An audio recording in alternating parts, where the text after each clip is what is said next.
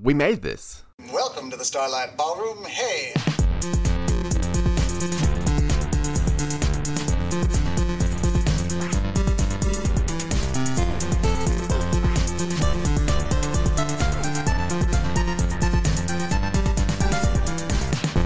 Hello and welcome to Shipwrecked and Comatose, the podcast about Red Dwarf here on the We Made This podcast network.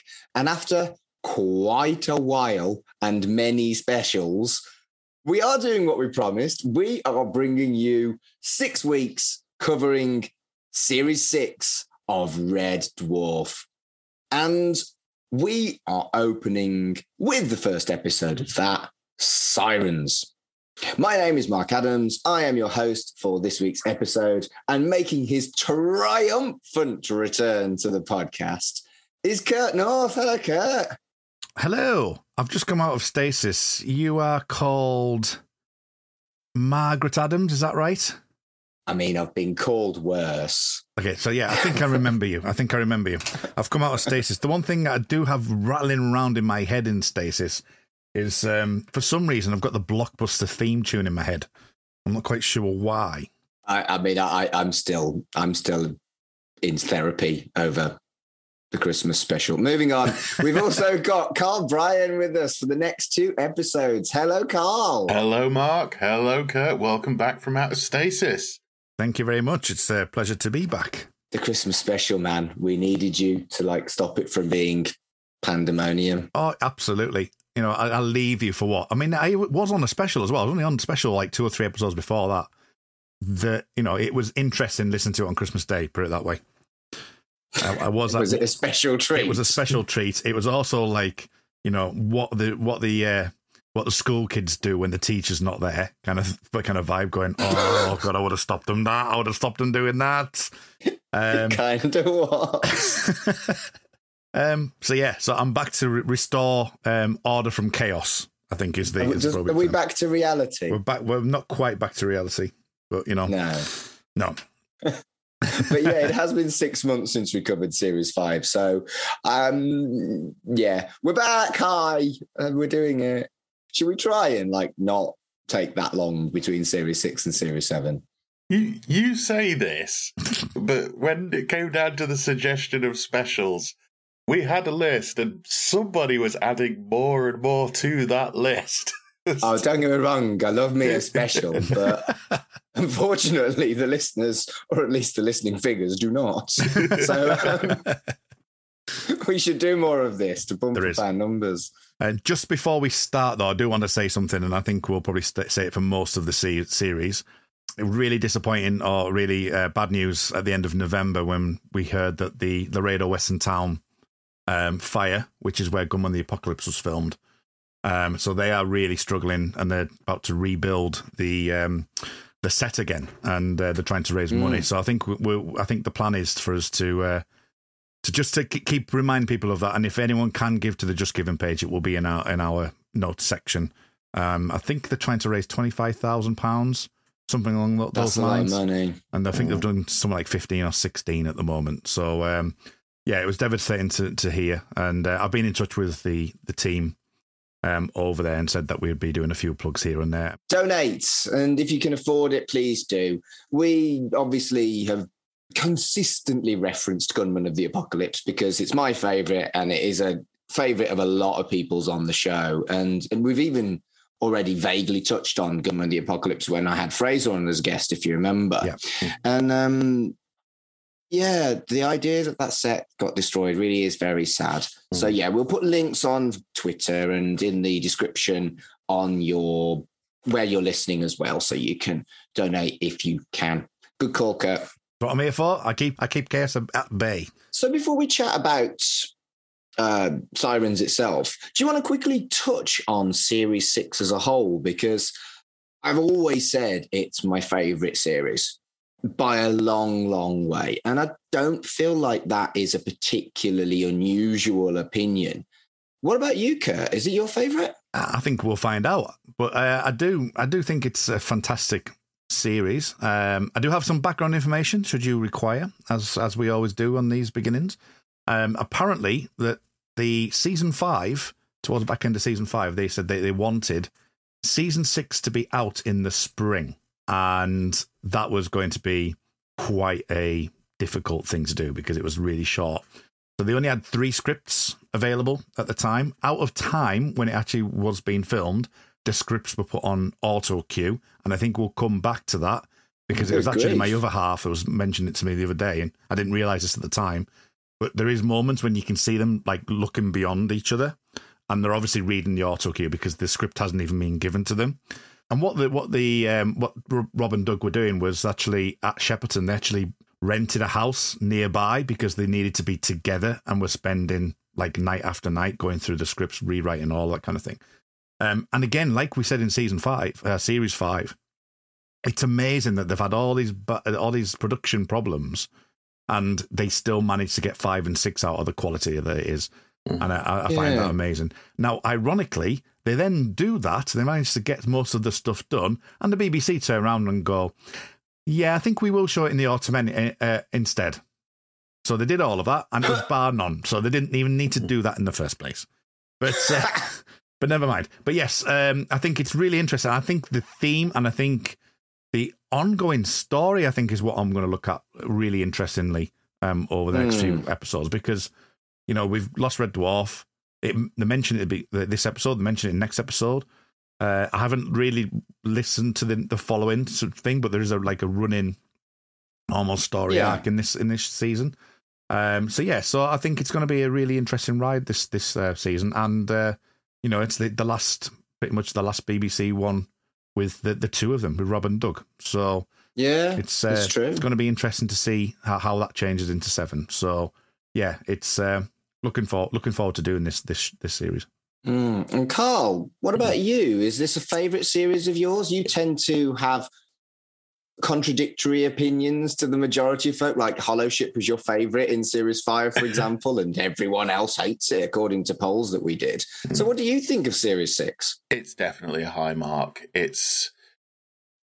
From watching it again today, I haven't watched 6 in a while, and I was watching it again sort of today and just a warm up for the show, and it's still, for me, one of the best overall series. In previous series and in future series, I love that episode, I love that episode, I love that episode. I think 6 is one where, like Kurt said, there's an overall arc in it, and it makes you love the series as a whole more.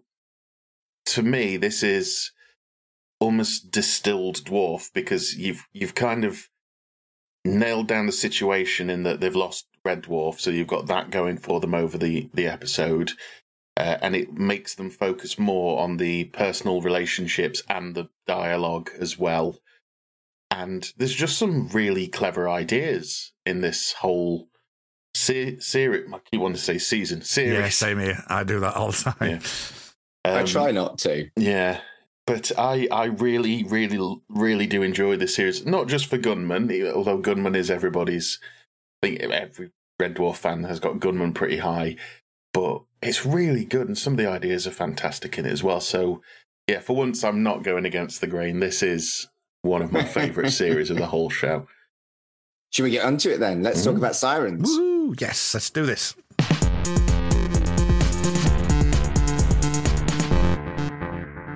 So, Psirens was the first episode of season 6 of Red Dwarf. It was broadcast on the 7th of the 10th, 1993 for the first time.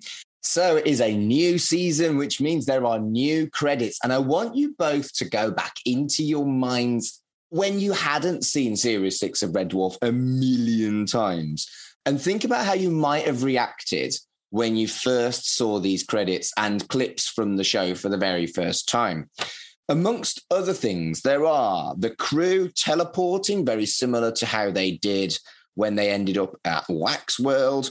There is Starbug flying into a skull-shaped rock, a giant fireball hitting Starbug, Dwayne Dibley, Ace Rimmer, a polymorph. There's a Mexican cat with guns. There's Lister, seemingly married to a hairy thing, and Cat and Lister with eyes on their chins. Imagine seeing that for the first time. I can't go back that far in my memory, but all of those things are really fucking weird, right? But what I'll say is, when you said a Mexican cat, right? Because I'm not thinking straight. I actually had in my mind an actual cat dressed up as a Mexican. Right, okay. And then it suddenly went, oh, the cat, when he was in his gunslinging mode. Yeah. So, yeah, I think, but just thinking on that, though, like you say, the skull is the one that kind of jumped out at me there. You know, it's like, can you imagine, like, sort of saying, oh, they're going to some sort of skull. That's the right thing. What's going to go on there? And obviously we don't, you know, what we see is actually nothing really, but true. But yeah, that I think that was the one out of all the things you said that jumped out at me there. Yeah. I think the Mexican cat was probably something that would have needed explaining. Yeah. Because why is he, even for the cat, a gigantic sombrero? And he was also in a saloon as well, wasn't he? So that would need some explaining. Yeah, I mean, watching it now, it made me realise how much stuff at the time I'd have probably just gone, and like the fact there's blatantly Dwayne Dibley, there's blatantly Ace. Why are they cowboys? You know, is that a polymorph? You know, what's that thing that turns into the Flash? I do remember at the time just not thinking about it because it was just the Red Dwarf credit sequence. Yeah, and just like, this is all coming up.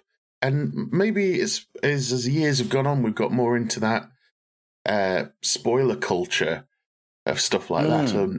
You know, if this was to happen now, there'd be videos on YouTube going on for at least 45 minutes, probably by us, going, what's that thing in the trailer? You know, what's that? Yeah. What's that mean? Ooh, what's that? But then at that time, we were just like, yeah, no, that's just in the credit sequence and all that's coming up. But yeah, I just don't remember thinking anything of it, really. Yeah, same here. I actually think you're probably right for me as well, Carl. So do series 10 onwards have a similar thing where obviously I won't have seen this, so I can react to flashes in a theme tune. Does series 10, 11, 12 do that? Yes. Yes, they do, yeah. Ooh. So we can actually fucking do something with the credits going forward. We can. I'll just have to remember to do it. Yes, but yeah, and it'll be a new segment. It'll be, you know, who's not seen it? You've not seen it, Mark? Carl, have you seen it? Colin hasn't either. Yeah. Colin. Yeah, I think Matt's seen it too. So it's just Colin and me. Yeah, Matt's seen it because the first episode of Red Dwarf 10, which he mentioned, has one of his favourite jokes in, and I would agree with him. True. And I would absolutely agree with him. It's one of my favourite Red Dwarf moments as well. So you've got that to look forward to. Not to build it up or anything, but... What if I think it's shit? You probably will. I might lie. You probably will. But when it happens, right, let's get this. Just nod and smile at Matt and just go, that's right, buddy. Great gag. What, you mean like when he was Hob? Moving on. Now, whether or not we do a watch-along with Mark and Colin at the same time. If we record it, we record it. If we don't, we don't. But I'd like to be either in the same room or on a Zoom call when we actually watch it. Mm-hmm. Sure, why not? Let's try that. I mean, COVID horridness permitting, obviously. Well, we're on 6 rules at the moment. We've got till 10 yet. We've got 7, 8, which are both 6 episodes. And then you've got Back to Earth, which we have to do. But anyway, carry on. True. So, Starbug flies past a moon and Lister comes out of stasis with long fingernails and hair. He uses a pencil sharpener to cut his nails. One of those ones that you had on like the side of your desk and in an office in the 90s. And he appears to have amnesia. That fingernail thing, man. Did not like. No, I think the thing I kind of took away from it was how nice it all looked in this series. Just like, that's really nice. But then maybe this is just with hindsight. It's like, oh, the sets look great. Look, the bunk lowers and there's steam coming out or whatever it is. But then, yeah, when you see Lister and then you see the makeup's just fairly grotesque. I did like the scratching of the belly with the fingernails. That was, because if you got them, you would, wouldn't you? It's like, I've got a back scratcher here on my desk. You know, if I had nails that long for, you know, before I'd cut them off, yeah, absolutely. Just like, right, I'm going to scratch right down my back. And I'd love that amount of hair. I love that he has long johns as well, because his long johns have been referenced in the past. Yeah. However, his boxer shorts have also been referenced. So maybe he wears boxer shorts under his long johns. I don't know. It's that very first thing is a continuity error, for fuck's sake. Red Dwarf, being Red Dwarfy in it. Me going back to the Smeg-Ups is because Chris Barry says something on one of his opening lines about we've lost Red Dwarf, and he goes, and I've gone and screwed up very early on the very first episode of the series. And I was just thinking that when he said you've gone back to the very beginning kind of thing. I'd love to pretend that was a deliberate reference. It was not. I'm not that bright. But what I quite liked about it as well, speaking on Carl's thing, is the fact that, you know, we're not, you know, like we said early season, maybe 1 into 2. Oh, it's been 18 months now. You know, this has been another 200 years. Yeah. So the fact that the sets have changed, that Starbug has changed, it's been 200 years. Yeah. So it's been upgraded. Is that what you're saying to explain how they've got a bigger budget? Yeah, I'll do on it. Yeah, I've got some more for next episode. I mean, Crichton's been pottering around for these 200 years. That's what I took from him being there at the start. And I think it ties in as well with the fact that I think the costumes on this one are probably some of the best ones. Lister's jacket, which kind of tied the arms onto the rest of it. And of course, this is the debut of Quilted Rimmer. Quilted Rimmer is beautiful. It's a great suit. And this is probably one of the best Crichton suits as well. It just looks from the off, just from the you've got that striking image of Lister having been asleep for 200 years. And just from the off, you can just see, there's a bit of an up. As much as the last Series 5 was very big and outlandish, this somehow feels like it's a bigger budget sitcom, if you know what I mean, rather than a bigger budget space sitcom. It's like the actual sets that they're going to be in most of the time are a bit better. They're not egg boxes, or if they are, they're really well painted egg boxes. Yeah, and I wonder as well about potentially the promotion on this, because again, we talked about this in the early series, that we get a retelling of what Red Dwarf is in the first few scenes. You know, so we've lost Red Dwarf. We kind of have to, through Lister in this opening amnesia scene, find out who the crew are. You know, the lines that I know we'll get to, but the lines, you know, things like, which is my girlfriend's favourite line, "Sir, you are sick," when he says, Rimmer's my best mate, isn't he? You know, stuff like that. You know, it's retelling in a funny way the premise of Red Dwarf again. And I didn't think until you said that, but it is kind of like a really good entry point, the start of Series 6, isn't it? Yeah. Whereas perhaps 3, 4, 5, less so. Yeah, I thought the cat got gypped in terms of an explanation as to his reintroduction, because he's just there. Yeah, afterwards. We don't see what the cat looks like after 200 years of sleep, although I can imagine it's fantastic. You can imagine just lying in his stasis like bed, couldn't you? Just like sort of, you know, being a total like sort of just being it can be immaculate. Your stasis booth itself is immaculate and just all ready for him. It'd be great. I've got a question for you on this on these scenes, because Lister, not knowing what he's like, seems to have an innocent view of the world, but he knows of the world and he knows the rights and wrongs. So he knows like things like the disgusting nature of the way Lister's is, and he develops that.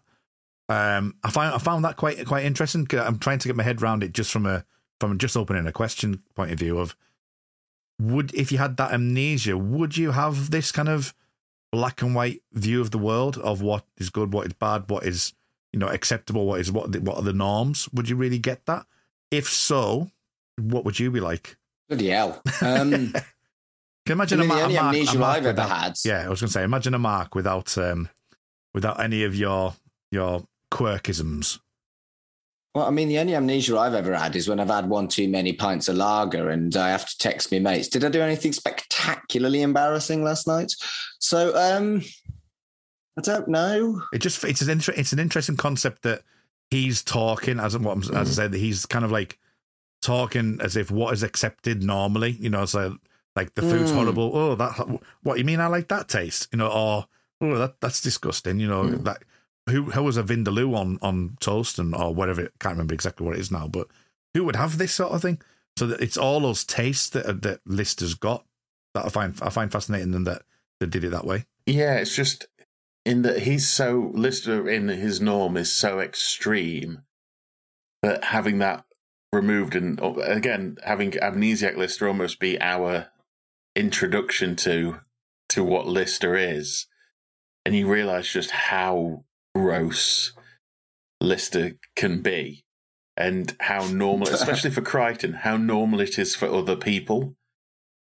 It should be very weird. I mean, the thing I noticed was Lister's like, "Who the hell are you?" and very shocked by the thing. Not a problem with a robot. No, giant robot, absolutely fine. Stuck in space, not a problem. Onions on cornflakes. Oh, now there's a line. Most people kind of subconsciously probably know the society norms that they don't fit, maybe. So if you have amnesia, you would still maybe know society's norms, even if you didn't know which ones you break. Maybe. I don't know. You sort of, you know the general basics, you just don't know what's specific to you. Yeah. Well, otherwise you wouldn't be able to speak English. Yeah. I mean, I'd say it just felt like it's not me criticizing the actual scene. I'm just fascinated. No, it's fascinating. And what you're saying, Mark, there is kind of helped me work that around. That is it that we know, or Lister knows the things that he does is disgusting, but he's quite happy in himself to do that, and because he's got this amnesia, he's kind of like, that's wrong. But then he realizes, well, that's wrong, but I actually like doing it, so I'm all right. You know what I mean? It's that kind of thing. So yeah, I just found that really fascinating. I mean, there's the scene in it as well that got cut, which is when he's going through his possessions. He discovers a photo album full of his ex-girlfriends, and they're all dressed up as nurses. And he turns to Crichton and he says, "Oh, I went out with a lot of nurses, didn't I?" And Crichton says, "I don't believe that was for any occupational reason." And that was just another thing to push Lister to the, oh my God, what type of person am I? But it's kind of weird because his memory's coming back. So just for this brief moment, you're this person of like, oh my God, I'm a terrible human being. But then that will just fade away. And then it comes back. They could have done a scene where the cat comes out of stasis and is just feral for like the first 20 minutes because just forgotten everything that he is. And then remembers, maybe catches sight of himself in the mirror, and that's what triggers him to go back. I'd like to see a novelization of that, like, you know, just something like that of Lister and Cat being in stasis and seeing them do that. That would be really interesting. Yeah, because it would only be Lister and Cat, wouldn't it? Because they'd have just switched off Rimmer. Yeah. Yeah, and Crichton seems to have maintained his sanity somewhat. He's been happily pottering around. Yeah, well, he did that on the Nova 5, didn't he? Where he just kind of like did quite a long time serving very smelly, rotting corpses that became skeletons. But they've only been gone 2 minutes. Oh, to go back to those days. But we're not doing that. We're doing Series 6. I've got a lot more notes to go, by the way. Okay. Crichton's emptying the bins, and note for later, it's a compactor that cubes the stuff that he puts into the machine. Lister comes downstairs and is greeted by Crichton, and Crichton confirms that amnesia is not uncommon for 200 years. And then we go through all of his habits like we've already done with Crichton. And when he has a go at the guitar, he's not very good. He seems to think he is. Again, this is something for later. After he thought that Rimmer was his best mate, that was when he got an injection of a shot of something that would help his memory restart, which I like that gun thing that they use to inject stuff. I think that looks really like physical, really kind of almost visceral with the way it's like a gun trigger, and you see the contents of the syringe go in. Yeah. It's a really, really nice prop. Yeah, it gets used quite a bit this series, doesn't it? I'm having a moment now. Is Quarantine this series, or was it last series? Quarantine was last series, yeah. It was, because they had a lot of those in there as well. Yeah, the look virus. The look virus, like things like that, yes. You get the feeling that the prop department were like, we are using this again. This has worked, and it looks nice on camera. This is coming back. Craig hasn't broken it. For me, even like Craig hasn't broken it. Even like that when he used the kind of sound effect on it. The other thing I really liked in this scene was when they were reloading Rimmer. There were quite a lot of gags about his personality traits, but the thing I liked was that he could have been like a fish or a Tyrannosaurus or a penguin. And I wonder, this is a little bit of a deep cut, but I wonder if the penguin reference is to do with a character in the Doctor Who comics, because Red Dwarf does poke fun at Doctor Who occasionally. And there was a character in the Red Dwarf comics that was a shapeshifter that got stuck in the body of a penguin because he couldn't shapeshift anymore. And I wonder whether that was... I'm probably doing a too deep cut there, aren't I? No, that's fine. It's fascinating. Yeah. I like the fact that it was doing like, fish, penguin, bicycle. A human does pop by, but I noticed it's not the same shape as when it's Rimmer. So Rimmer's actually his own category. So it's like... Fish, fish, kangaroo, this, human being, Rimmer. I'm pretty sure the kind of graphics were amazing for the time. They obviously look dated now, but not too badly, I don't think, on that scene. No, they're quite, what's the right word? They're quite quaint almost. It's almost retro. The only bit that kind of looked rough is the green screen around Chris Barry on that final bit. I mean, Andy Diemeny, who's the director of this series, has spoken about how they got all this special effects stuff, but he just ended up, sort of jerry-rigging a lot of stuff. Like the scene we see in a bit with two listers, it's a Fisher-Price video pen, which he uses to draw on the screen, because then he can get a smooth curve, as opposed to with traditional green screen, it's just dead straight. And you've got to stand on one side of the line or the other. With this, he could draw, a circular bit or this, that, and the other.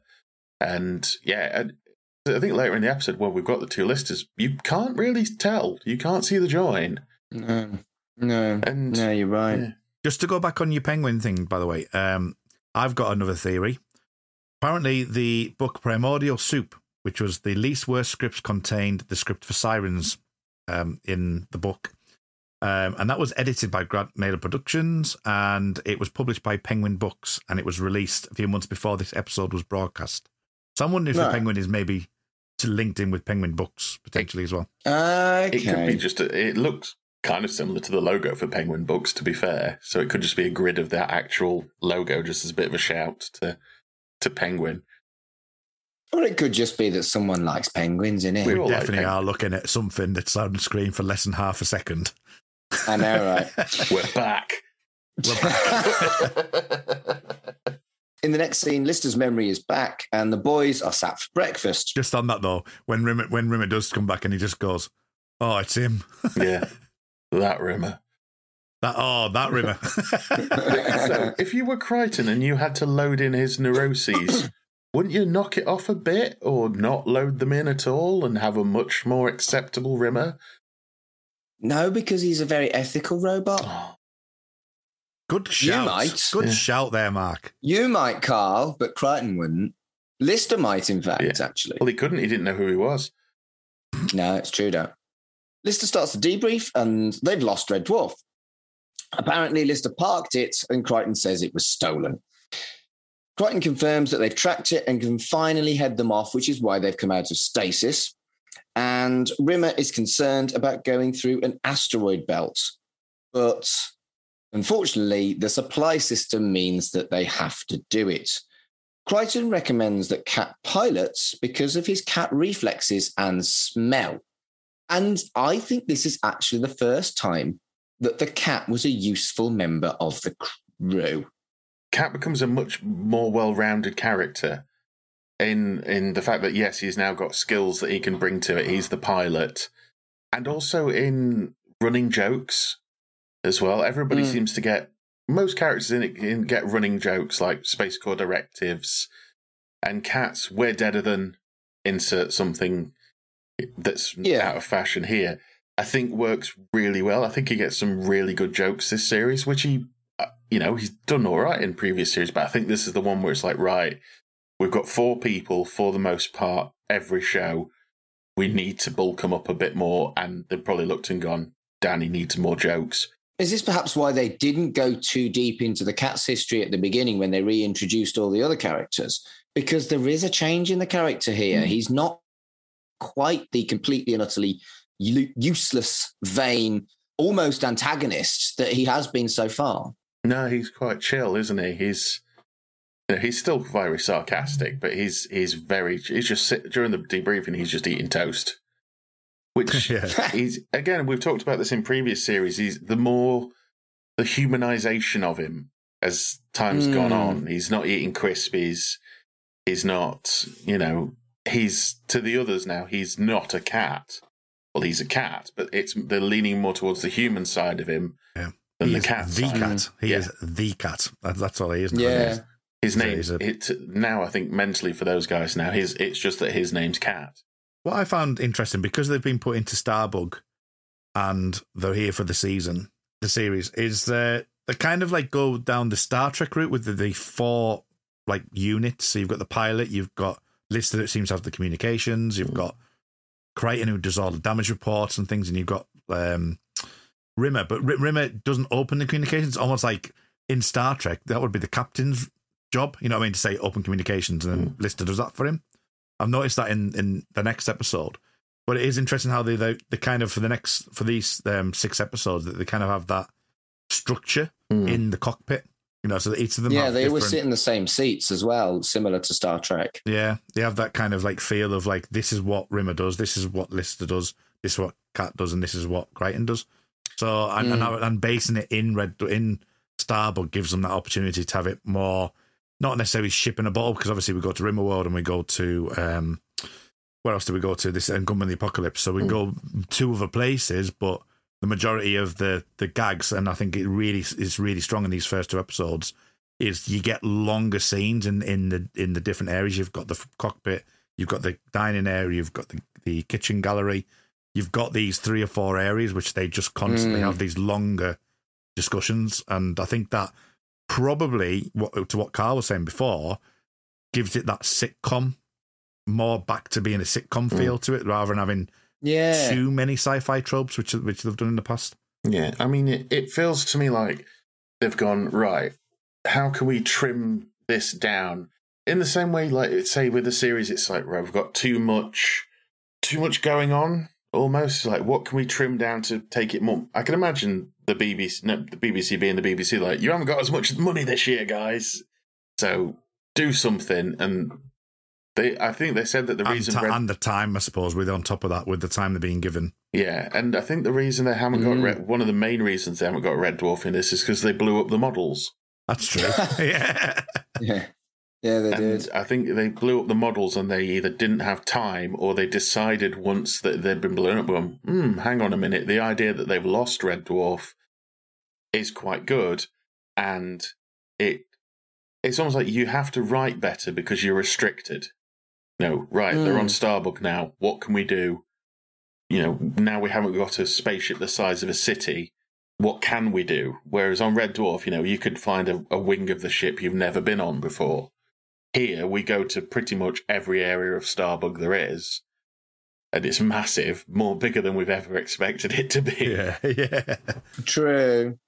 But it works better. Like I say, it's trimmed the fat off, and the fat actually happened to be the ship itself and Holly. Oh, no, I don't think I agree on Holly. I miss Holly. I do. I didn't, watching it back this time round, because the big problem was that you've had Crichton. And Crichton kind of took over from Holly.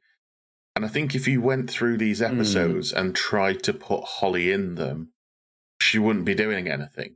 A bit like Series 5. You're not wrong. And the idea of that if Red Dwarf is gone, then Holly's gone, makes a lot of sense. And I mean, when they said they say in this episode, if they can get through the asteroid field, they could recover Holly, not catch Red Dwarf, but get within enough range of it to get Holly back. Yeah. Oh, it makes sense. And it's like the Wi-Fi signal. I think it also adds to the level of loss. Yeah. It's not just they've lost the ship, it's that they've lost a friend as well. Yeah. And that they're trying to retrieve that friend. I think you're absolutely right. Behind the scenes, I know that Hattie wasn't happy because they'd had the conversation, which was something along the lines of like she got called in and she thought she was going to get called in for a specific reason. And it was a case of, we're not going to go forward with Holly anymore. And she was quite gutted with that, apparently. Yeah, you would be. Yeah. I mean, I think they gave her the reasoning for it. So it's understandable, but it still was a bit of a kick in the teeth for her. She was brilliant. And I think that's why I miss her, rather than the fact that I think she's needed in the series, because I don't think she is. But even in series 5, with the scraps that she was essentially given, she was always brilliant. Yeah. I'm still really surprised that in the recent series, or in anything that they've done since, they've found reasons to bring back Norman Lovett, but they haven't found a way to bring back Hattie Hayridge, and I think that's a massive shame. Cat's piloting and doing well in the cockpit. He sniffs something before it comes on the scanners, and it's a gigantic meteor. They can't avoid it, and it looks like they're all going to die. Crichton shoots it out the sky with a cannon that he's jury-rigged from the garbage disposal. That's really cool, because Starbug's never had weaponry before. I think they kind of need it going forward because they're in a smaller ship. Does that make sense? Oh, yeah. And it's a very Red Dwarf weapon. It's yes. Yeah. It's a ball of trash with a nitroglycerin in the middle of it. Just thinking, so over those 200 years that Starbug, I mean, because obviously it is potentially possible. We just see the bits that you don't really see, because there have been 600 years coming up in a few episodes' time. But, space is very, very, very, very, very, very, very big. But, if you ever get a chance to see the How Big is the Universe YouTube videos, which simplify that, is amazing. Yes. But the fact that he's again had these 200 years, and maybe to come up with that in those 200 years and start designing it before they came back out, but for him not to approach or meet anyone during that time, it must be pretty lonely. I would have come up with some plans, some weaponry by that point, I think. Yeah. The garbage pod, maybe he's been working on that for 100 years. You don't know, do you? So he also uses lie mode, which I think is the first time he actually does that in the same, lie mode in that way. I think he's lied, but I think it's the first time he's explicitly used lie mode. It's one of his gags. I mean, we go into many different modes during this, don't we? And it's great. There's one particular one which is amazing. Yeah. Well, I think we can skip ahead and say that would be my quotable Red Dwarf. Whenever I've done something that I'm particularly pleased with, to this day, I still go smug mode.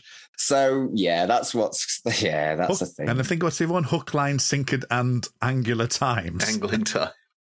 Hook, line, sinker, rod, fisherman, and copy of Angler Times, which I also use. That's another quotable Red Dwarf that I use. Fucking love this show. Crichton at his best. Cat smells something else, and they end up in a giant spaceship graveyard. They launch a scouter, and holy shit balls, how pretty is that scouter and the ship that it goes to? And how many models can you find? I know, right? It's great. It's really great. I'd forgotten when I was watching it, and they're doing what is that? There's so many out there. It's like some kind of spaceship graveyard.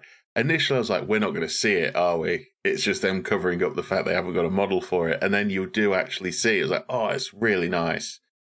It's that they talk about it a lot in a lot of the behind-the-scenes things of the model department works best when they know well in advance what they're actually required to build, which is an issue we're going to get into with Series 7.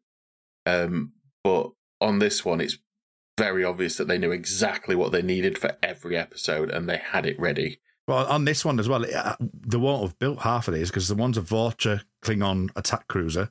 There's the one from Space 1999 in there. There's loads of different space models. Yeah, let me go through the list because look, there is a right. Okay, so there's the Eagle from Space 1999. There's a Klingon Vulture class. There's the Narcissus shuttle from Alien. Right.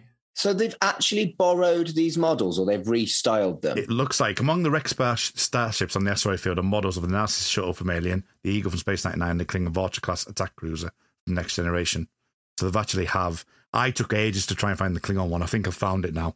But if you go through it, the Space 1991 one with like the, it's almost like the stanchions, like when you've got like sort of building stages, you've got like the struts and stuff like that. Gantry. So yeah, the gantry and the cross things. You can see that on the Eagle from 1999. So and again, and as I say, the shuttle from Alien. So they've actually used shuttle models from different shows. I wonder if they just went in, because this was done in Shepperton, wasn't it? I wonder if they went back and went, what have we got back here? That'd be a really cool thing for sci-fi fans to. I mean, it's been 93. That's been a long time. I never knew that was the case. I'd read it and then I'd watched the episode, and as I say, I was trying to find that Klingon ship, and I was like, I can't find that Vulture class anywhere. And I think it's right at the very beginning, below one of the asteroids at the bottom. But the 1999 ship, you see a couple of times, and the Alien shuttle is right on the damaged asteroid, which Red Dwarf that Starbug comes on. So yeah, have a look at that next time you watch it, because it is good.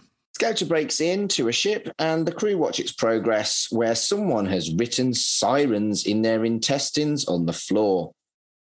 They get the black box and it replays the final entry, where there is a guy in love with a weird bug thing that then drinks its brain out of his ear.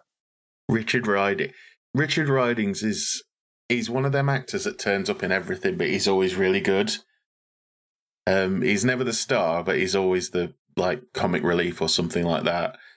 In the long tradition of Red Dwarf just casting random people who go on to do quite well in small parts.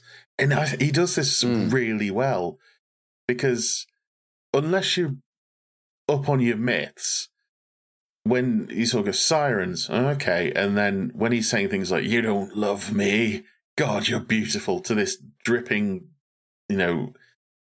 giant bug thing, which randomly has a straw, and he explains it. It's when he explains it as well as like, you don't want to love me, you want to suck out my brains with that straw.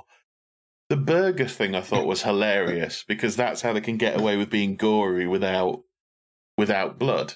Squeezed all the ketchup out of my burger. And that's a typical Red Dwarf monster as well, with the straw, isn't it? That you wouldn't get that anywhere else. They focus on the straw. The straw comes right close to the fucking camera. Yeah. They didn't need that detail. They just needed to eat him. But because it's Red Dwarf, they made it something that was just so daft. That's what I love. But also weirdly visceral. Yeah, they've got noses like anteaters. They could very easily have used those to suck out people's brains through their ears, but no, metal straw. That's true. Well, these days metal straws are all the rage. We don't have plastic straws anymore, so well done, Sirens, environmental consciousness. You can tell them that as they're about to suck your brain out through your ears, Mark. Oh, Orlando Bloom, I am impressed by your environmental consciousness. That's a lovely straw you've got, Orlando. Yeah. I wouldn't be looking at Orlando Bloom's straw, mate. Well, maybe I would, thinking about moving on. Genuinely, who would you see if it was a siren? I think I know what Kurt's going to say, but I'm not so sure about Carl. Kurt? It could be a multitude of different things. I think at the moment, Elizabeth Olsen. Dressed in her outfit from WandaVision. Correct. The newest one. When she actually does change to Scarlet Witch.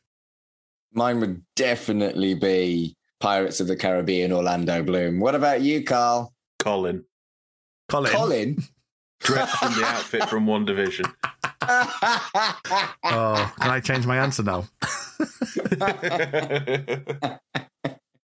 Can't wait for that one to go out. I wasn't ready for that, guy. Should have seen the video I did for his birthday. Mine was really dull. Oh, mine was very dull. Happy birthday. Happy birthday, Colin. Cheers.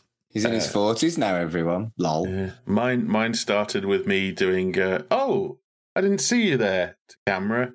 And I said, oh, you've caught me doing what I normally do on a Saturday night, which is listening to the best of the Ordinary Boys. And I had it blasting in the background. Starbug continues through, and the crew have worked out that the bug things can telepathically alter your perspective, and they're called Psirens. They lure you in, strip the ship, and then eat your brains through a straw. The crew need to stay aware and not fall for stuff and help each other. Tiniest little bit of ick. We don't need to talk about it very much. And Lister, at one point, when they're talking about Turkish and Greek people, he says, whatever, some country big on curly shoes and hummus. And I can't see Greek folk or Turkish folk being very pleased with that. It just seems like, particularly in a show that's always been racially diverse, that's a bit tasteless. But it is what it is. Plus he says humus, which confused me. He does say that. I always found that. I suppose it adds to his ignorance, I suppose, if that's a deliberate mispronunciation. Oh, hummus just wasn't that big in 1993. It's not the giant that it is today. I bloody love hummus. Ooh. Do you know what I fancy now? Hummus? Orlando Bloom covered in hummus. Oh, yes, I do. Here they go again. Yeah. I know, right? In fact, I think I've got Orlando Bloom on in the waiting room. I'll just bring him in now for you if you want. There's an incoming message. It's 3,000 women who need to be made love to, and the cat nearly falls for it. He nearly falls for it. He does recognise now. That's something he wouldn't do in the past. He goes, "Yeah, just wait a second. Yeah, is that right?" You kind of think. So he does on his own bat. He doesn't need to be told that, does he? Also, the woman on the left of the screen who doesn't get a line and is cut out of the shot when it goes to the two who do speak, I would be pissed off if I'd got onto Red Dwarf to be, fair enough, I'm in the shot where I'm basically eye candy to try and entice someone in, but I'm in one far shot and then I'm cut out completely, and I bet she had her hair done and the whole outfit and everything, and she's barely in it. The other two get lines. I thought you were going to say it was someone like super famous, like Angelina Jolie or something. That it could be. We can't really tell because that's true. They're cut out. The next message is a woman calling who is instantly killed in battle. Captain Tau. Does anyone else, every time I see this episode, does this give anyone Command and Conquer vibes? Oh, a bit. Not until you said it, but It's if Rob Grant is planning a sort of spin-off and a expanded Dwarfiverse, then the Adventures of Kachansky and Captain Tau should really be high up there. It's just the only reason why I say about that Command and Conquer thing is that it's all the video inserts that we used to be in between, and they used to have like the soldiers turn up and go, right, Commander, we've got such and such and such and such, and they used to talk directly to the camera. And every time I see Commander Tau come up, it instantly kicks in for me for the because you've got the. It's not pixelated enough. It's not pixelated enough, correct? Yeah, you're right. I mean, Red Alert 3 wasn't pixelated. Oh no, I suppose no. It might have been. It was remastered recently, wasn't it? So they might have just redone that. That's the Tim Curry one, isn't it? Yeah, it might be. Yeah. Space. So Tau and Kachansky, I haven't got as far into the magazines as I thought I would have done at this point, but they have some pretty deep cuts. They have comic strips on the most obscure obscureness. There's no reason why this magazine, had it lasted longer, couldn't have actually done that. Sure. I don't think it did. We'd have to ask Colin, who's read them all. Well, let's get some screenwriters involved, and we can get a couple of actresses in, and we'll do a Shipwrecked and Comatose special, The Adventures of Tau and Kachansky. No. But why Anita Dobson? Why Angie from EastEnders? I think it's brilliant that she's there. It's just like a weird choice. I do know this. It's because they were trying to get Brian May to be the guitar player for Lister's Arms. Are you serious? Yes. And he couldn't do it. But from that, they got... I don't know if they got chatting to Anita Dobson or Anita Dobson went, I'd quite like to be on it. And from there, so they tried to get Brian May, failed, and got Anita Dobson instead for this tiny, tiny part. But apparently she was a fan of the show, and that's why she wanted to do it. That's pretty cool. And then the guitar player was Phil Manzanera from, he worked with David Gilmour, didn't he? Was he from Roxy Music? Is that right? Yes. That's right, isn't he? Yeah. Okay. So you got him to play. And to this day, well, not to this day, the a few episodes when I rewatched this a couple of times, I didn't realise that he did have Lister has his hand behind his back and they're doing the whole "Whose Line Is It Anyway" thing. Yeah, it's really good, I didn't actually realise or notice it until this watch. When I was obviously researching going on Brian May, guitar player, and I've always just thought who's playing that guitar, but I've never actually put the two and two together. Yeah, for Brian May, I mean, this would have not been that long off the end of Queen. It's only been a couple of years after the... Well, Made in Heaven came out in 92, 93, didn't it? He was probably not really wanting to do anything at the time, or... Oh, no, Made in Heaven came out in 95. Yeah. When did Freddie Mercury die? Was it 91? 91. 91, yeah. So he'd have probably still been in a state of like, I'm not doing anything. Or maybe he was doing his own stuff. Yeah. But yeah. But it's quite interesting how it works out. But then, of course, it leads to the big return of the Kochanski. episode. Yeah. And it's Claire Grogan for the last time as well. I still wonder why Claire Grogan said no to coming back in Series 7, but we'll look at that in Series 7, I guess.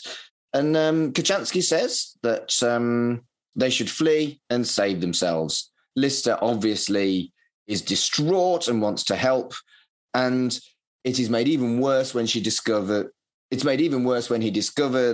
that Kochanski has stolen his sperm and he has 2 sons. And it's Jim and Bexley, which is a really nice reference. Yeah, it's interesting because when it starts, Lister's like, they're going to try again. Here we go. So he knows it's going to be the Sirens trying again. The ADR is horrendous in that bit. Yeah. It's awful. But the Captain Tau bit, the fact she's saying that they're being attacked by Sirens, it does put the seed of doubt in. And even Lister says, is this genuine? And then when Kochanski arrives, we all realise, no, it's not. But for Lister, it's, he had the wall up when he went to the monitor of, yep, this is going to be Sirens. And then that small crack in it of, is this real from Captain Tau? And then it's Kochanski. And then in terms of the realism of it, it goes completely off the rails because she's there. She broke into the sperm bank and she's had his kids. And now she's going to shoot them. Yeah. Yeah. I do wonder if there were 2 more that were cut, one for Rimmer and one for Crichton. Because it does seem odd that they do a very brief cat one, whereas they could have just done the Kochanski one, you know what I mean? I think Crichton's is Professor Mamet. Oh, were they filmed? No, the Professor Mamet at the end when he gets told to turn the garbage pot on. True. But I mean, like transmissions. Yeah. Like the previous 2. I mean, everybody has an encounter of some kind, apart from Rimmer, but they don't need to go after Rimmer because they can't get at his brain. Yeah, that's true. Ah, smooth, Carl. Good thinking, Batman. Yeah, even in like what happens to him in the next few episodes, they probably still couldn't get at his brain. No, there wouldn't be a brain for them to enjoy. Yeah, so they just don't go for Rimmer because there's no point. They might not even notice Rimmer thinking about it. Yeah. A giant flaming meteorite is headed towards the Starbug. Crichton thinks it's another illusion because the cat can't smell it. The fireball hits, and it was an illusion. I like the fact he uses the cat as confirmation. Yeah. Yeah. Yeah. Again, establishing the cat's usefulness, having been kind of just the pretty that followed them around, really. Yeah. Like a real cat. There's something actually we've missed as well. When we're talking about the burger squirt, what I like about that is the similar way in which they do the scenes where Winnie the Pooh gets shot, where you get explained what's happening. And it's the kidney bit where it says, I'm not sure he meant that. I think it just kind of plopped out. You know, and that mental image of, you know, he's writing everything in his own blood and, you know, the kidney's there to use as a full stop. And I just found that when I was looking at it from a critical eye, I was thinking that's very similar to that scene with the Winnie Pooh thing. It's using your own imagination rather than actually showing anything on screen. Also, we failed to give credit to Chris Barry's dead faint. Yeah. Yes. Beautiful. You watching it, even though you go, there ain't that much room behind him. you get the feel, even if there's a crash pad, his head is landing in the midsection of the ship because he's not a small bloke. No. And he does it proper. You don't see him like put the hands. He does a Del Boy. You don't see him put the hands out or anything. Have I ever told you my Del Boy moment? I'll tell you on air. Go on then. So I was in Faliraki, and me and my friend were there for 2 weeks, and we saw a couple of people that we knew. We were going to a wedding, so basically we were in Faliraki and we were going to the wedding in Rhodes. So we were there for 2 weeks, and one of the nights in the nightclub there was Chesney Hawkes playing in the nightclub. Amazing. Yep. So it was like, right, we're going to go and see that. So this was after copious amounts of drink. I think, if memory serves me right, we're in the had the full entire night. We were drinking all day and all night. Chesney Hawkes was like 11 o'clock at night or something. I was very, very drunk at this point, and my friend was very, very drunk at this point. And we were at the bar, bought some drinks. I was drinking away, and I went to lean on the wall. The wall was recessed. So I literally went to lean on the wall, fell, landed on the floor, couldn't get back up. Now, bear in mind, my friend was literally 2 foot away from me. Turns around, looks around, can't find me, goes wandering off to come and find me. I was on the floor. Couldn't get up. I'm like, Dave, come here.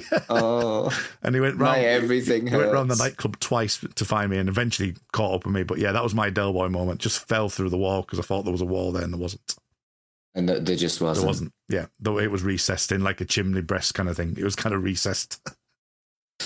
Good. There you go. Good. That's my Faliraki moment. There is another meteor on the scanner, and this time Rimmer is absolutely convinced it's another illusion. They need to do nothing, and then the fireball hits and Starbug crash lands. Classic gag of Crichton being right and Rimmer being wrong, and I just love those gags. Yeah. Cat can smell it as well, can't he? He can. It's on the scanner. Cat can smell it. Basically, everything that proved that Crichton was right before is now different. Yeah, temperature rising. What's up, guys? Temperature rising. All that kind of thing. And Rimmer's just like dead. No, if Crichton can do it, I can do it as well. Yeah. Look at me. Yeah. Yeah. And this was where smug mode appeared for the first time as well. There's minimal damage, but it needs to be blasted free so that they can lift off again. Lister heads out with a bazookoid to clear the debris and is approached by a siren pretending to be Pete Trance's sister, which was the young lady that he lusted over as a child. And he succumbs to her seduction. He kisses her, and this does have another one of my favourite lines. And I'm pretty sure you can both guess what it is. You want to squeeze my buttocks together to make one juicy giant peach. And I have never been brave enough to squeeze anyone's buttocks together to make a juicy giant peach. Have either of you ever squeezed someone's buttocks together to make a juicy giant peach? No. No comment. And I'm not even watching the show and trying to say the line myself. I can't. To be fair, I mean, the actress, it's Samantha Robson, who went on to do The Bill for years and did quite a few dramatic things. But I don't think she did anything as dramatically or delivered a line with so much gusto as that line. Yeah. It's when she's really pushing it that how long has it been since you last made love to a woman? It's been 3 million years. List has already got reasons why it's not that bad. It's like, well, if it's an ice age, it's only 4. Yeah. I'm sorry, I'm actually having to wipe my eyes. I've cried, squeezed my butt. I'm just going to use your laughter as an undertrack under the entire episode of you just laughing. Loop it. Just on a loop. Oh, I love the fact the scene itself. He still doesn't know her name. And Pete Santa's sister. Yeah. I mean, we all had that, right? We all had like someone you lusted after when you were younger. My girlfriend's brother. That wasn't ideal. Let's be honest. For a moment there, I legitimately, when you went, my girlfriend's brother, my brain did go, oh yeah, you're gay. I wanted to squeeze his buttocks together to make a juicy giant. That is honestly the first time and only time you'll hear somebody actually honestly say, oh, hang on a second, he's gay. Most of the time we're like, what, are you gay, Mark? Yeah. Genuinely forgot you were gay for a minute. I never did get to squeeze his buttocks together to make a juicy giant peach. This series. So apparently that was an in-joke. That was because What? Go on. Craig, well, not the actual joke, but the actual in-joke was that Craig Charles used to complain that he never got any girls on the set. So they built something up where he could snog a really attractive young woman and then also flip it on its head that he has to have the opposite as well. Right. Right. He says in the behind the scenes that because basically the like jelly that drips off them is like spermicidal jelly or something, like completely. What's the word I'm thinking of? Like not completely neutral. So it's sterile and everything. But he watched the special effects guy crack open a new case of it to chuck all over this thing. So it was fresh for Craig Charles to snog. I knew that Series 6 was my favourite, but even by this point, I was howling with laughter. I sat on my own and I was howling with laughter. It so rarely happens now that I would get to the point where there's no one to enjoy the experience with. You know what I mean? You laugh less when you're on your own watching comedy. But I was howling at this. It's just fucking great. It's the romantic shot as well as they spin. Yeah. It's perfectly done. The change of the camera is everything for this. It's perfect and it's horrible and brilliant. It's just brilliant. Plus, he did get to kiss a girl. It just happened that he had to snog a dung beetle for longer. Yep. So yes, he does indeed kiss her, and then Crichton stabs her, but it's not Crichton, and he spots that he calls him Dave, so he shoots the siren. There's 2 dead sirens. What I like about this as well, it goes back to what I was saying in the cockpit, is that we're hearing Lister say things about the fighting over me. Oh, God, it's the weather girl from Channel 25 or 27, sorry. Channel 27. You don't know what she's doing with her pointy stick. That's another one like the Winnie the Pooh joke, isn't it? I thought it was quite cool that when it's revealed that the siren is Crichton is the siren, there's the serial killer shot of Crichton like holding the straw, but he manages to pull a kind of twisted face to go, oh, that's not Crichton. Yeah, he pulls a kind of mean like monster face. I thought that was quite good. That he's not nailed it, but and as soon as it's revealed, he's like, and he pulls a face you never see Crichton pull. I thought that was a nice little touch. So when Lister gets back to the ship, another Lister says, "You've left me outside." And so they let him in, but one has to be a siren. They are stripped to their long johns and interrogated and tested at their Listerness. They do various things, including checking whether or not he is left or right-handed. But then they give a guitar to one of them, who plays like a rock star, and they shoot it because Lister's shit at the guitar. I think that's a really nice gag. Yeah. We complain about continuity of Red Dwarf, but it's stuff like that I really, really, really like, because you didn't need to know for the joke to work, but it's a reward for people who have watched a lot of the show before. Yeah, and it reverts back to the beginning of the episode as well, because it's how he thinks he sounds. So at the beginning, it was like the reverse, wasn't it? It was like, why would someone want to eat that? You know, it's kind of like reverse the thing that we have got a fully versed Lister now, where you've got, and actually the siren is seeing that whole thing of like, this is how he sounds. He sounds amazing, doesn't he? It wouldn't have happened at the beginning when he can't play the guitar. So they've really bookended that really well. It's a really, really nice bit of writing, really clever, and really a deeper cut on perspective and perception of yourself than you really might give it credit to. It's a really, really nice bit of writing, and I really like it. But I also quite like the term talentless noise polluter, and I regularly describe my singing voice as that. That's 3 quotable Red Dwarfs in one episode. I think for me, with just if it had been Brian May, and this might be a personal thing, I don't think it would have worked as well, because Brian May's just got such a signature sound. You know, so if it was Brian May playing it, it would have been like, oh, that sounds a bit like Queen. You know, it would have been a bit thing, but obviously taken away from it. Yeah, I think so. I think in the longer run, I think it worked better that it was Phil Manzanera. I can never say his name, Manzanera, than it was Brian May, because it was just I'm not that au fait with a lot of the Roxy music and Gilmore stuff as much, so I didn't really pick out any of his mannerisms in the run, in the you know, the chordal structures and the way that he's actually playing the solo. So I think it works better that way than it would have done had it been the signature, you know, Brian May sound. Yeah.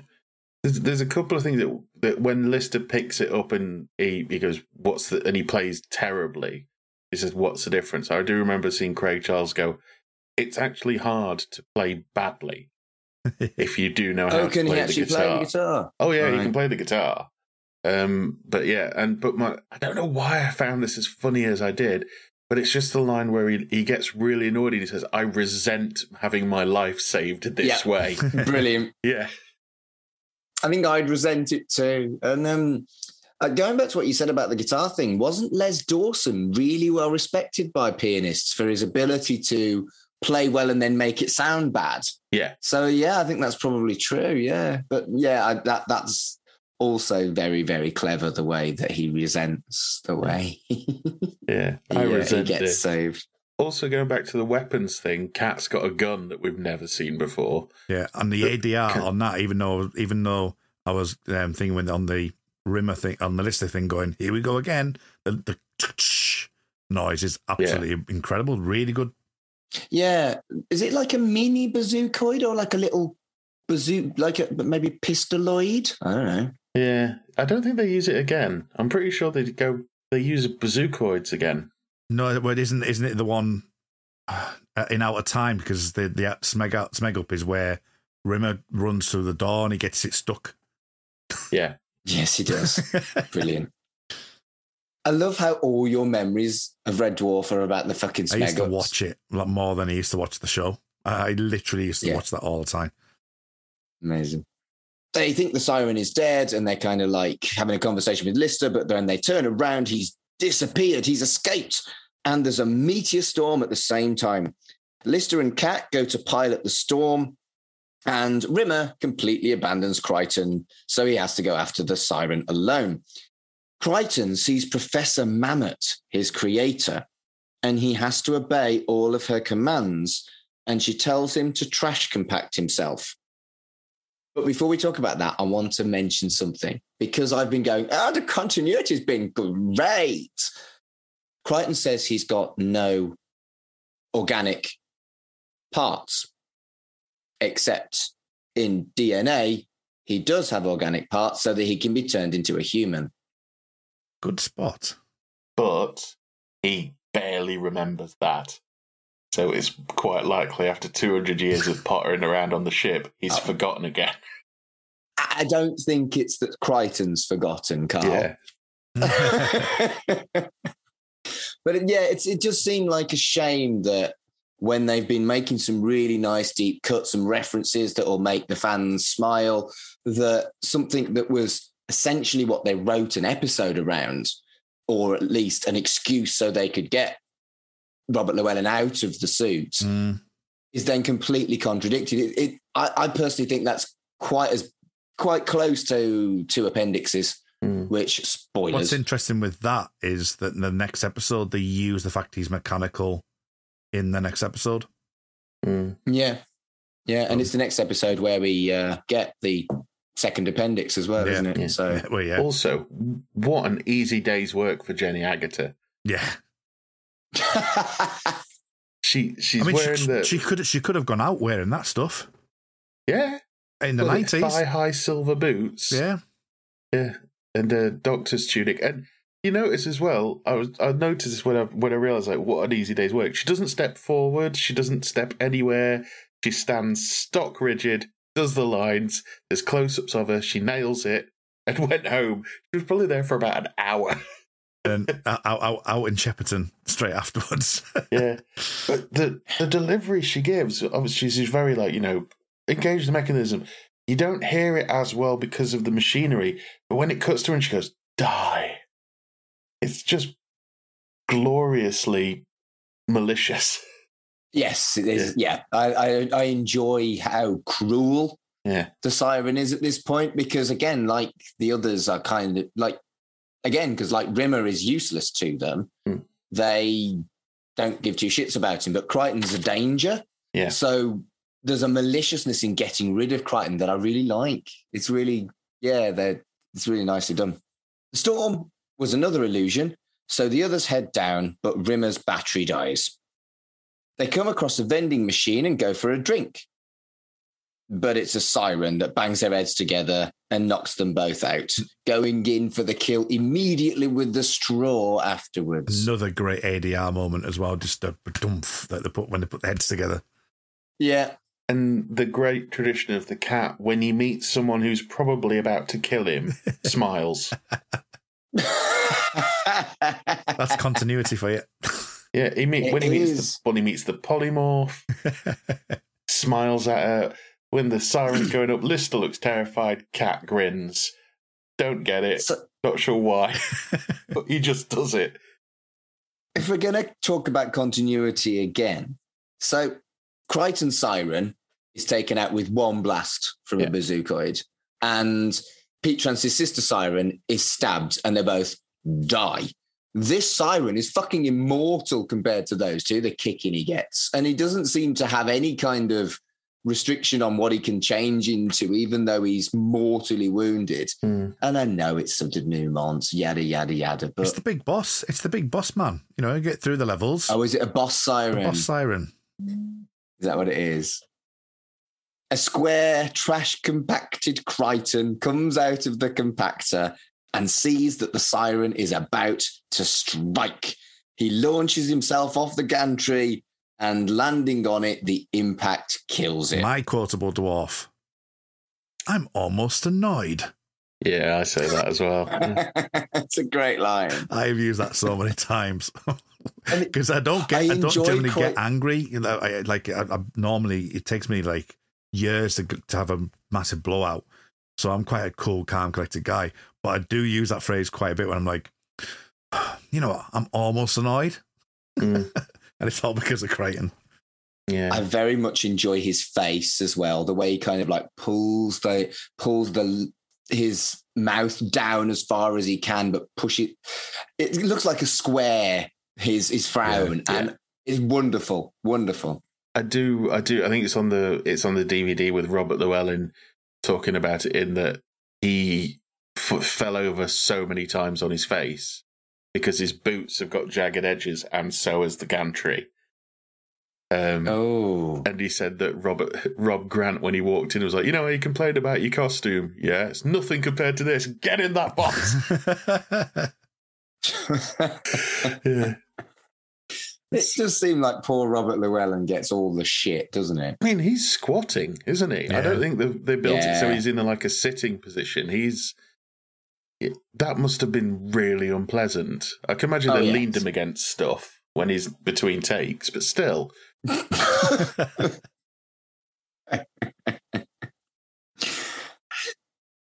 crew finally clear the belt, and they now need to follow Red Dwarf into a nebula. Crichton needs to self-repair, but he hasn't had the time due to a gigantic pile of ironing. Starbuck heads into the nebula. What's he been doing for 200 years if there's a giant pile of ironing? That's true. Continuity. Lister and the cat can't have made that much mess since coming out of stasis. And the going into the nebula thing was quite interesting because if you wanted to do, as like we said, it's almost like a redo. If you wanted to jump in, this would be the point because then it has at the end it has the and on to other adventures ending. Yeah. It was almost like a. I'm only saying this because I saw Scream the other day and they use this to describe it, a requel, in that it's not a continuation, it's not a reboot, it's a somewhere in between.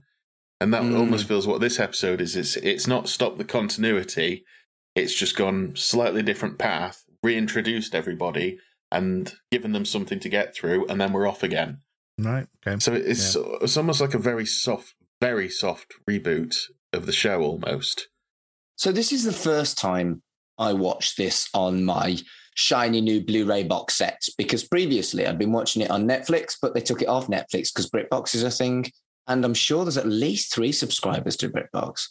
So I watched the Blu-ray commentaries on this, and it was Chris Barrett, Craig David, Daniela Westbrook, and Roberta Lou Ellen.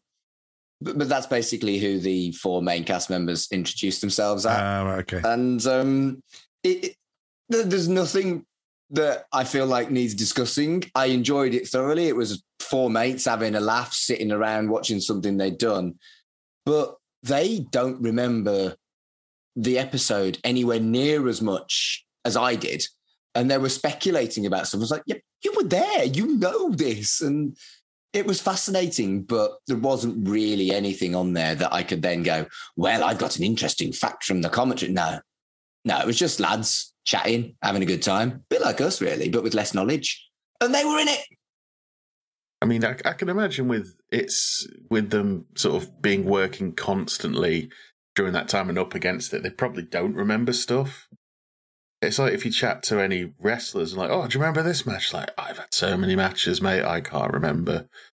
Oh, yeah, I couldn't tell you half of the things I've said on commentary, and people will come up to me and say, I love that line on the show that you did 3 months ago. I'm like, thanks. Yeah. No clue. Same, Mark, you'll be in the same position as me. I've had brides and grooms come to me and, on a night out and start talking to me. Oh, you did our wedding, blah, blah, blah. No idea. No idea. It was that was 6 months ago, or even 3 months ago, and I've done 50 gigs since then. I'm the same. I have people come up and go, this is your kid, and I have no idea where they've come from.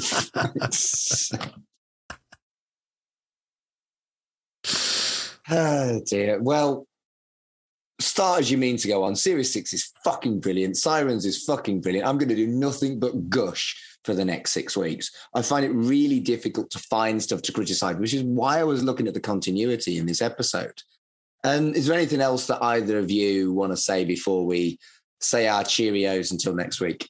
No, not for me. I don't think I've had a quick look through my list of nothing really. I think we've covered everything that I would like to talk about. So, Carl, what about you? I think so. I think the one thing that probably missed on there is it gets glossed over quite quickly, is the Rimmer's got no power. His battery will run out. And I think that might have been interesting to play with a little bit more. But as we're going into the next episodes, we're going to find out that that's not a massive factor anymore. But maybe in future. Maybe. Nearly done. Carl, where can people find you on the internet? Oh, people can find me at allmylinks.com/Mr. Carl at the moment. Probably the best thing to do is follow me on Twitter or Instagram, and you can find my links on there. Kurt, what about yourself? You can find me on Twitter at rmuldrake. That's RMULDRAKE. We will be covering season 8 of the X-Files on the Xcast, the X_cast. Today, at time of recording, it was decided that I'm going to be covering a small TV show called Yellow Jackets. And yes, I am on. Cool. Going to be showrunning that with our good friend Tony and Matt Latham, who's also on this show. And you can find that at Yellow Jacket Pod. And that is the No Book Club, Yellow Jackets podcast. So we've just announced that. So we should be getting some of those episodes out. We're going to cover all 10 episodes of the season. And then we're going to move into season 2 when that comes out later in the year. I would like to call bullshit on the running gag that Mark has loads of podcasts. You've got more podcasts than me now, Kurt. I'm doing all right, yeah. And just to mention another one, I am going to have a busy period. Star Trek Picard is coming back. So I'll be on at Jean-Luc Podard on the Make It So podcast on Twitter. So those will do for now. But yes, I have plenty of things going on at the moment. I need to start digging up some shows and just doing more shows about different things. I'm very much looking forward to, I don't think this is a big secret, is that we're going to do Crime Traveller at some point, as it's the only other Chloe Annette show that's in existence. I think we've mentioned it before, but we are going to do an episodic 10-episode run of looking at each episode of Crime Traveller one by one later on, as we progress with this podcast, but that is a while away yet. Well, with me doing all the other podcasts, I might have a gap in your schedule. It might be usful. Yeah. More specials, more special. Kurt's away again. Kurt's specials. Gone again. He's doing another podcast because he's the real podcast monster. You are. You make me look like I hardly do it. That's not true.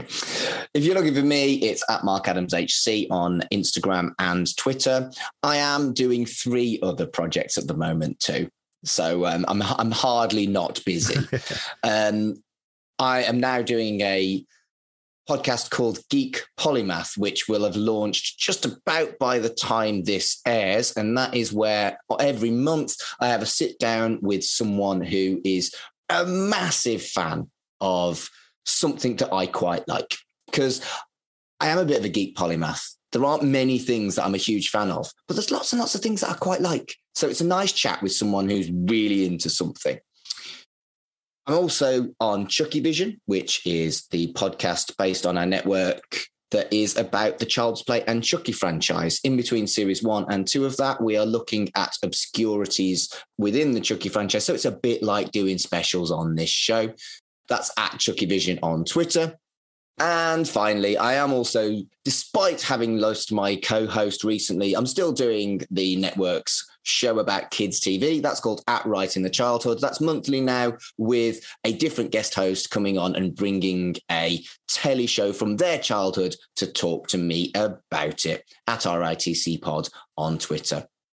And that's about it for this week. We're back next week with episode 2 of series 6. And until next time, you want to squeeze my buttocks together to make a juicy giant peach. Or tune into Sanity FM, Mark. I'll be on Sanity FM every weekday between 3 and 4.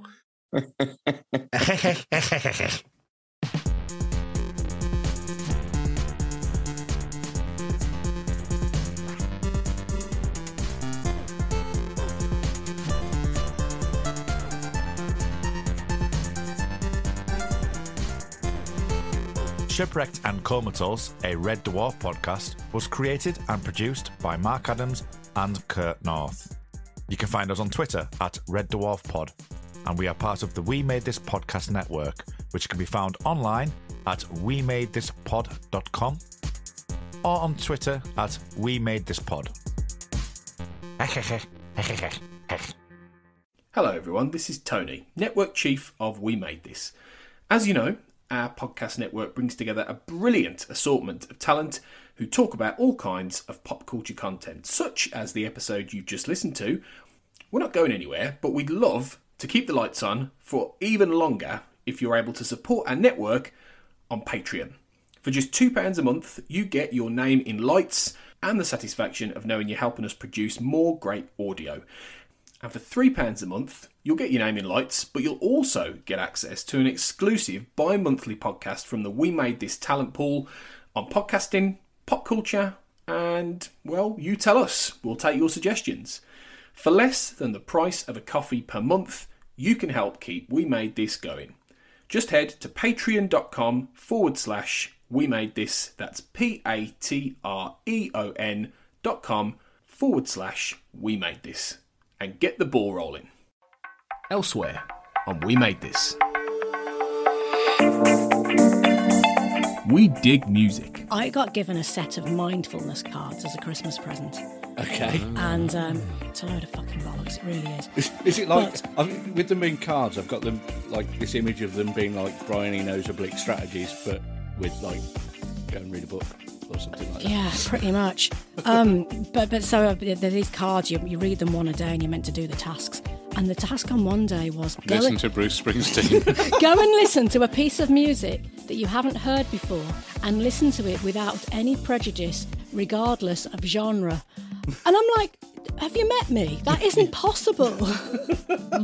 I do that every day anyway. So I went and listened to something I hadn't heard before and didn't know what genre it was going to be because it was from a set of polls on Twitter. And I listened to this song. It was about someone and obsessive thoughts and worrying they were going to start cutting themselves. And I'm thinking, well, this isn't very mindful. Chucky Vision, a Chucky podcast. Yeah, I'm vaguely familiar with point horror. Did you ever read any? Maybe as a kid, but I don't know them as well as I do Goosebumps. Right, okay. But how do you feel the kind of adaptation from the books to the series worked? Were they direct adaptations of the books, or were they more inspired by continuation of? They were pretty direct, actually. There's like 60 books or so, or at least in the original run. He always did those like Goosebumps 2000 and stuff. Like he was always updating the titles, which, I mean, God knows what kids are reading these days. I don't know if they're reading the original books. Gotham U, a Batman podcast. Hear what you're saying, and I can't help but think, like, is it just nostalgia that's giving Michael Keaton the pass on this? But also, it's not his fault. Warner Brothers came and gave him a check and was like, hey, be Batman. What's he gonna do? Say no? No, not at all. And Michael Keaton himself even loved being Batman. He did an interview not too long ago. I don't remember what the interview was, but he was talking about coming back, and he described why he didn't do Batman forever.